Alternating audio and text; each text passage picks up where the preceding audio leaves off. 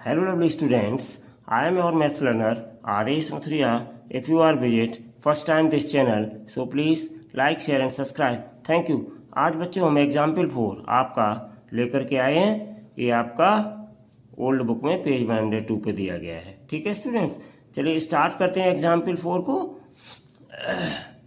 Which term of the AP 21, 18, 15 and so on is -81, यानी कि कौन सा टर्म है जो इस सीरीज में -81 है। ठीक है, कौन सा टर्म है स्टूडेंट्स, इसका मतलब क्या है कि हमें n फाइंड आउट करना है। ठीक है, also is any term zero, क्या इस AP में जो ये AP चल रही है इसमें ऐसा भी टर्म है जो जीरो है? अगर है तो कौन सा टर्म जीरो है, मतलब यहाँ पे भी हमें n की वैल्यू निकालनी है। ठीक है, और कौन सा टर्म जीरो है तो उसके लिए बच्चों ये आपकी कहलाएगी an।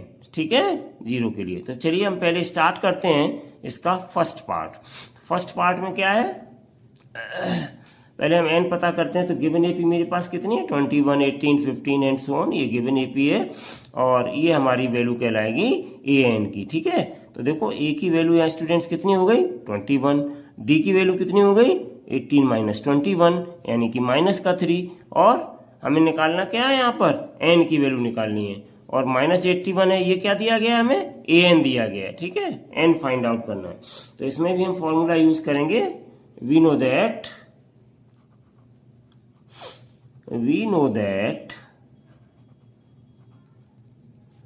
an equals to a plus n minus 1 into D.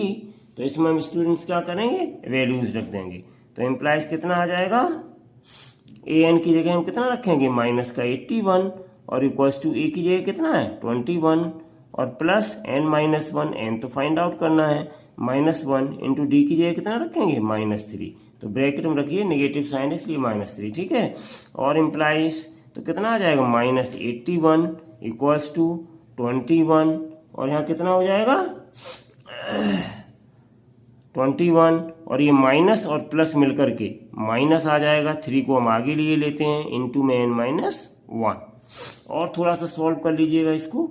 तो कितना आ जाएगा अभी ये -81 इक्वल्स टू 21, और यहाँ पे माइनस का 3n हो जाएगा, -3n, और माइनस माइनस प्लस आ जाएगा, 3 बन जा 3, इतना आ जाएगा। ठीक है ना, और थोड़ा इसको सॉल्व कर लीजिएगा। तो अब कितना आ जाएगा ये इम्प्लाइज, इसको हम ट्रांसपोज किए लेते हैं इसी साइड में, माइनस के 81 और ये प्लस के 3 है, प्लस के 21, तो ये हो गई इक्वल्स टू प्लस के 24 और माइनस के 3n। अब इनको ट्रांसपोज कर लो इस साइड में, तो कितना आ जाएगा स्टूडेंट्स -81 और प्लस के 24, इधर ट्रांसपोज करेंगे माइनस के 24 और इक्वल टू माइनस के 3n। इनको ऐड कर दिएगा स्टूडेंट्स, तो ऐड करने पे कितना आ जाएगा 81 है और 24 है। इनको अगर हम ऐड करेंगे स्टूडेंट्स तो माइनस के ही दोनों हैं, तो इसलिए माइनस के आ जाएंगे 105, और ये इक्वल्स टू माइनस का 3n आ जाएगा। माइनस से माइनस कैंसिल्ड हो जाएगा, तो दिस इम्प्लाइज n कितना आ जाएगा 105/3। इनको डिवाइड कर दीजिएगा, तो 3 से ये कट हो जाएंगे, तो कितना आ जाएगा 3 3 या 9, 1 बचा 15, 3 5 या 15। तो इम्प्लाइज n की वैल्यू कितनी आ गई 35। दिस मीन्स दैट स्टूडेंट्स जो n की वैल्यू 35 आई है, तो यहाँ पे हम क्या लिख सकते हैं, therefore 35th term of the given AP is -81। तो ये -81 टर्म पूछा था, कौन सा टर्म था, तो ये 35वां टर्म था इस सीरीज का, माइनस वाला 81। ठीक है ना, ये जो माइनस के 81 टर्म था वो इस गिवन AP का कौन सा टर्म है स्टूडेंट्स, वो गिवन AP का 35वां टर्म है। ठीक है, 35वां पद है, 35th टर्म है, तो यही हो गया इसका आंसर। एक तो आपका ये आंसर आ गया। ठीक है ना, अब इसके बाद नेक्स्ट वो कह रहे थे स्टूडेंट्स, नेक्स्ट क्या पूछ रहे थे आपसे, नेक्स्ट वाले में पूछ रहे थे also is any term zero, क्या इसमें कोई टर्म जीरो भी है इस AP में?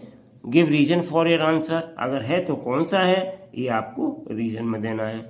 तो इसके लिए आप क्या करेंगे, कुछ नहीं, हमें सब वही चीजें लेनी है क्योंकि वही एपी है, केवल और केवल क्या चेंज हो जाएगा, एन की वैल्यू 0 हो जाएगी, क्योंकि जो मेरे पास टर्म स्टूडेंट्स दिया होगा, जैसे यहाँ पे लिखा है हम एपी लिख दें 21, 18 और फिर उसके बाद मेरे पास था 15, ऐसे आगे घटते घटते बच्चों कहीं ना कहीं पर 0 आ जाएगा, ठीक है ना।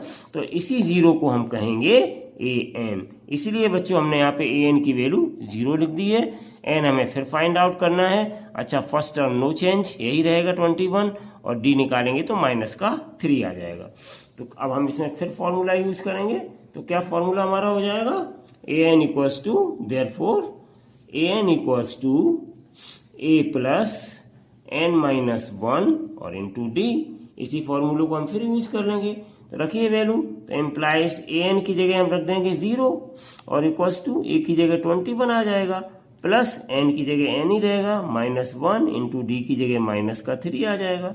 इसको थोड़ा सा सिंप्लीफाई करते हैं तो कितना आ जाएगा अब ये, तो ये एम्प्लाइज आ जाएगा, यहाँ से देखिए स्टूडेंट 0 हम उस साइड में भेज देंगे, ठीक है। तो 21 और ये माइनस और ये प्लस मिलकर के -3 को आगे लिए लेते हैं, n माइनस 1 और ये इक्वल्स टू 0 हमने उस साइड में लिख दिया। तो इम्प्लाइज दैट कितना आ जाएगा स्टूडेंट, 21 और -3 का n में मल्टीप्लाई करेंगे 3n माइनस माइनस प्लस और 3 का 1 में करेंगे 3 इक्वल्स टू 0। तो कितना आ गया ये इम्प्लाइज, ध्यान से देखो, 21 और प्लस के 3 तो 24 हो गई और माइनस 3n हो गया इक्वल्स टू 0। तो इम्प्लाइज 24 इक्वल्स टू कितना आ जाएगा, 3n। तो इम्प्लाइज n इक्वल्स टू कितना आ जाएगा, 24/3। तो 3 से कट हो जाएगा, 3 8 या 24। तो दिस इम्प्लाइज n की वैल्यू कितनी आ गई स्टूडेंट्स, तो n की वैल्यू आ गई 8, ठीक है। तो इसका मतलब ये हुआ 8th टर्म जो बच्चों होगा इस एपी का वही हमारा 0 होगा। तो हम यहाँ पे लिख देंगे 10 8th term